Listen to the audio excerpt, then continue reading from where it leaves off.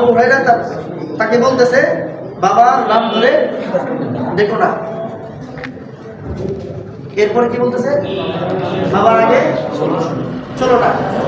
একসাথে ছেলে আর বাবা হাঁটতেছে, বাবাকে ক্রস করে সন্তান সামনে যাওয়া ঠিক না। সব জ্ঞানে স্বেচ্ছায় যাওয়া যাবে না, ব্রেন ঠিক থাকলে যাওয়া। যদি এই মাসালাগুলো জানা থাকে অবশ্যই এগুলো আমল করবে ইনশাল্লাহ। এখন বাবা নাই, চাচার সাথে হাঁটতেছে, চাচার আগে চলা যাবে না। বুঝতে পারছি?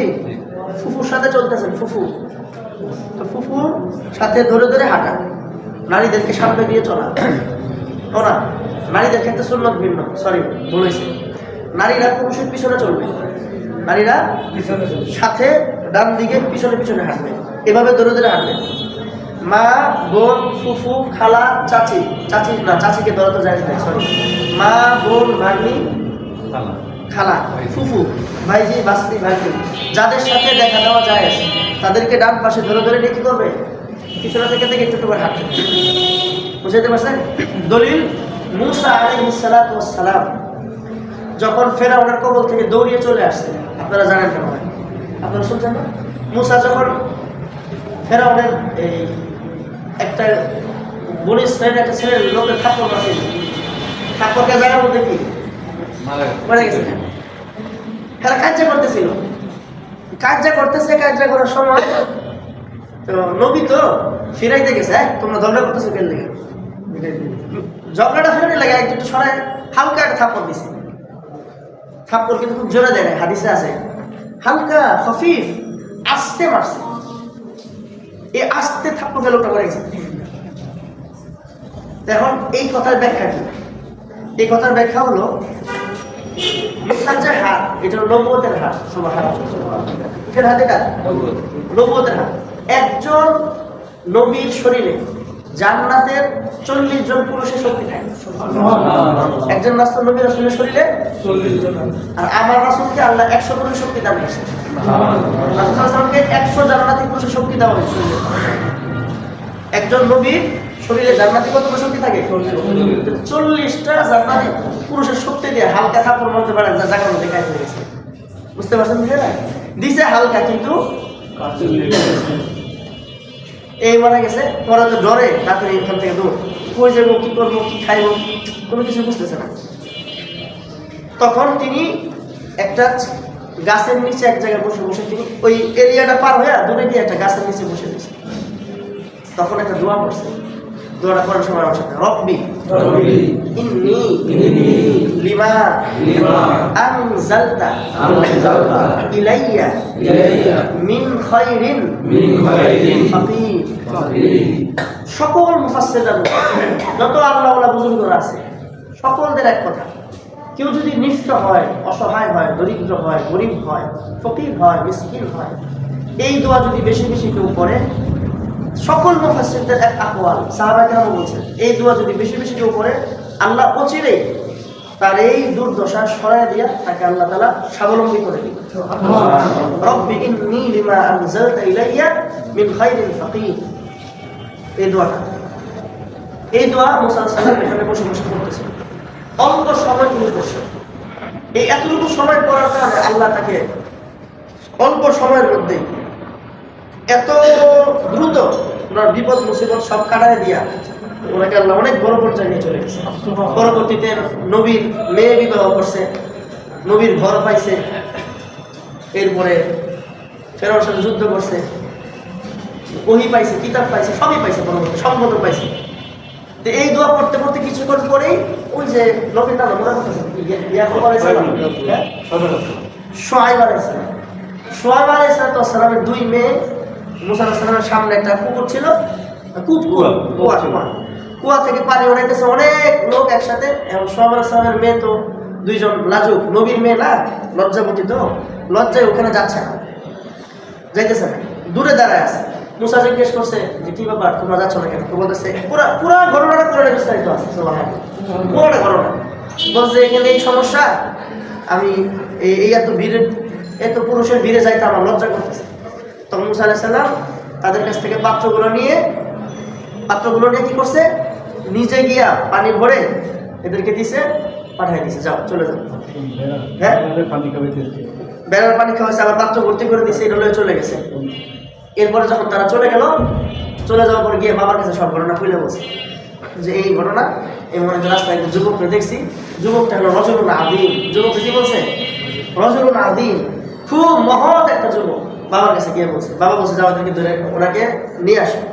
তো এই দুই মেয়ে আবার এসে বলছে মুসাকে যে আব্বা যাইতে বলছে আপনাকে। এই যে যাইতে বলছে না, মুসা সেই দুই মেয়েকে বলতেছে তোমরা আমার পিছনে পিছনে হেঁটে পিছন দিকে থেকে থেকে আমাকে সামনে তোমরা গাইড করো। বুঝতে পারছেন? তোমরা আমার পিছনে থেকে সামনে আমরা গাইড করো, বলে দাও ডানে যাবো না বামে যাবো, এটা বলে দাও। তখন এই সোহাগ আলাইহিস দুই মেয়ে মুসার পিছনে থেকে থেকে বলছে ডানে যাবো বামে যাবো, এভাবে গাইড করে বলে দিচ্ছে। এখান থেকেও সরাসরি কোরআনের ঘটনা তো, এখান থেকে বলে যে মেয়েরা অবশ্যই কোথায় থাকবে? পিছনে থাকবে, গাইড করবে, এইভাবে আরেক দলিলে ওলামা কেরাম আরো বলছে, এটাকে বলে কিয়াস।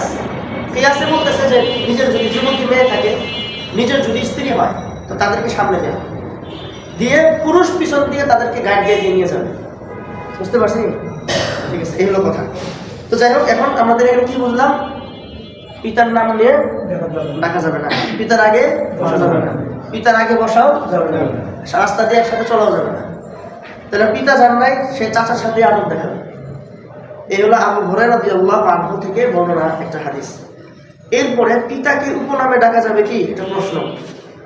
শাহর ইবনু হাউশা রাহিমাহুল্লাহ থেকে বর্ণিত, তিনি বলেন একবার আমরা ইবনু ওমর রাদিয়াল্লাহু আনহুর সাথে বের হলাম। তার পুত্র সালেম রাহিমাহুল্লাহ তাকে বলেন, হে আব্দুর রহমানের পিতা, সালাম আপনাকে। হে আব্দুর রহমানের পিতা, সালাম আপনাকে। এরপর আরেকটা হাদিস, فقال له سالم الصلاح يا أبا عبد الرحمن।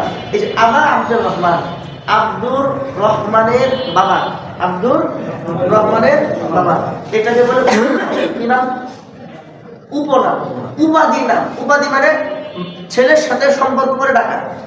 যেমন আমি যদি বলি যে আব্দুর রহমানের বাবা আব্দুল শাকুর, কিন্তু আব্দুল শাকুর আপনাকে বললাম না, কি বললাম? আব্দুর রহমানের বাবা। রাসূলুল্লাহ সাল্লাল্লাহু আলাইহি ওয়াসাল্লামের একটা উপাধি ছিল আবুল কাসেম। কি নাম? এই জন্য আবুল কাসেম নাম রাখা জায়েজ নেই। আবুল কাসেম নাম রাখা জায়েজ নেই। নবীজির উপাধিতে এই নাম কারণ রাখতে পারবেন, এটা মাসালা ডাইরেক্ট নিষেধ। বুঝতে পারছেন? আবুল কাসেম রাখা যাবে না। তো এই জন্য এটা সরাসরি রাসূলের একটা উপাধি আবুল কাসেম, কিন্তু এই নামে কিন্তু অনেক লোক পাওয়া যায় সমাজে। বললে যদি বলি যে ভাই নামটা তো আমার ঠিক হয় না, দেখে ফেলছি কি করার আছে।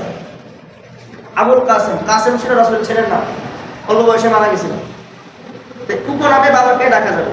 এই হাদিস থেকে বোঝা যাচ্ছে যে উপনাম দিয়ে বাবাকে ডাকা যেতে পারে, কিন্তু সরাসরি নামে বাবাকে ডাকা যাবে না। আব্দুল্লাহ ইবনে দিনার রাহিমাহুল্লাহ বলেন, আব্দুল্লাহ ইবনে ওমর রাদিয়াল্লাহু আনহু বলেছেন যে আলী ইবনে ওমর قال লাকিন আবু হাফসিন ওমর কদা, কিন্তু হাফসের পিতা ওমর রাদিয়াল্লাহু আনহু বিচার মীমাংসা করেছেন। আব্দুল্লাহ ইবনে দিনার বলেন, আব্দুল্লাহ ইবনে ওমর রাদিয়াল্লাহু আনহু বলেছেন কিন্তু হাফসের পিতা ওমর রাদিয়াল্লাহু আনহু বিচার মীমাংসা করেছেন। নোট, ইবনে ওমর রাদিয়াল্লাহু আনহু তার পিতা ওমর রাদিয়াল্লাহু আনহুকে এত বেশি সম্মান শ্রদ্ধা করছিলেন যে সম্মানের কারণে বাপের নামটা পর্যন্ত নেননি। ওমর রাদিয়াল্লাহু আনহুর ছেলে হলো আব্দুল্লাহ ইবনে ওমর। উনি তার বাবা ওমর ফারুক রাদিয়াল্লাহু আনহুকে এত সম্মান করতেন যে সম্মানে নিজের বাবার নামটা লিখে আসলে সন্তান বাবার নামটা নেওয়ার ক্ষেত্রে শ্রদ্ধার সাথে নেওয়া, যদি নেওয়াই লাগে, যদি নেওয়াই লাগে, তো আমার সম্মানিত পিতা মুহাম্মদ অমুক, কাউকে যদি বলতেই হয় তাহলে বলতে হবে কি আমার সম্মানিত পিতা নামটা এইভাবে বলা উচিত। সরাসরি বাবার নামটা আদবের সাথে নেওয়া, ঠিক আছে? আদবের সাথে সুন্দর করে নাম নেওয়া। তাহলে আজকে হাদিস থেকে আমরা বুঝলাম বাবার সাথে চলতে গেলে বাবার আগে না হাঁটা, বাবার আগে না বসা, আরেকটা কি প্রথম আগে না চলা, এরপরে আগে না বসা, আরেকটা কি নাম ধরে না রাখা, নাম ধরে না রাখা। আল্লাহ আমাদের সকলকে আমল করার তৌফিক দান করুন। আমিন। এগুলো হলো আদাবুল মুআশারাত। এতক্ষণ পর্যন্ত যে কথাগুলো বলছি এটাকে বলে আদাবুল মুআশারাত, মুআমালা মুআশারাত। এই মুআশারাত সম্পর্কে যতদিন পর্যন্ত মুসলমানদের পরিবার ভালো করে না জানবে, না বুঝবে, না শিখবে, ঘরের মধ্যে আদব কায়দা আসবে না, বাড়িতে আসবে না। জমিনে আসবে না। এই জন্যই পরিবারের মধ্যে আদব কায়দা যদি প্রতিষ্ঠিত না হয়, তাহলে সমাজের মধ্যেও আদব কায়দা প্রতিষ্ঠিত হয় না, রাষ্ট্রের মধ্যেও আদব কায়দা প্রতিষ্ঠিত হয় না। তাই রাষ্ট্রের যারা দায়িত্বশীল তাদের সর্বপ্রথম উচিত সমাজের মধ্যে দিন কায়েম করা, রাষ্ট্রের মধ্যে নামাজ কায়েম করা, প্রতিটি ঘরে ঘরে যেন, প্রত্যেকটি ঘরে ঘরে যেন দিন ইসলাম কায়েম হয়, ভদ্রতা সভ্যতা আদব কায়দা যেন কায়েম হয়। এটা রাষ্ট্রের পক্ষে খুব গুরুত্বপূর্ণ দায়িত্ব। বুঝতে পারছি? আল্লাহ আমাদের সকলকে আমল করে দিন। আমিন। আসসালামু আলাইকুম।